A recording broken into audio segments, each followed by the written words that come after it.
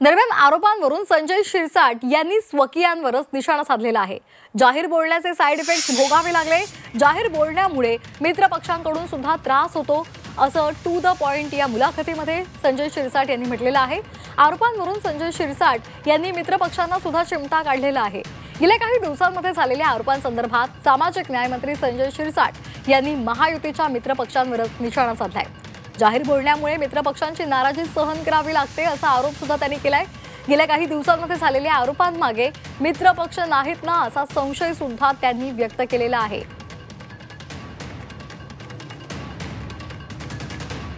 ना 410चा हप्ता मी देतोच आहे ना। पण आवडलं नाही कोणाला, तुमच्या मित्रपक्षांना फार आवडलेलं नाही दिसत ती गोष्ट, तुम्ही असं बोलणं।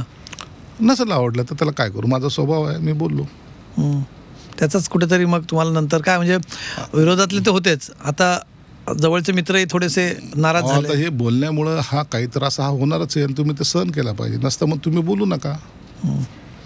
दोन पर्याय असू शकतात, एक तर तुम्ही गप्प बसलं पाहिजे, नसतं मग तुमच्या मनातलं असेल तर बोललं तर त्याचे परिणाम जे काही होतील शक्यतो थोडं वाईटच परिणाम होत असतात, मग ते सहनही केले पाहिजे। तर जाहीरपणे बोलल्यामुळे काही वेळेला त्याचे वाईट परिणाम होतात आणि मित्रपक्षांकडून त्रास होतो असं थेटपणे झी24 तासच्या टू द पॉइंट या मुलाखतीमध्ये संजय शिरसाट यांनी म्हटलेलं आहे आणि त्यांनी मित्रपक्षांना सुद्धा चिमटा काढलेला आहे। आपण ज्या पद्धतीने जाहीरपणे बोलतो त्याचे साइड इफेक्ट्स असतात, त्याचे वाईट परिणाम होतात असं शिरसाट यांनी म्हटलेलं आहे। तसंच मित्रपक्षांकडून सुद्धा त्रास होतो असंही त्यांनी जाहीरपणे सांगितलेलं आहे।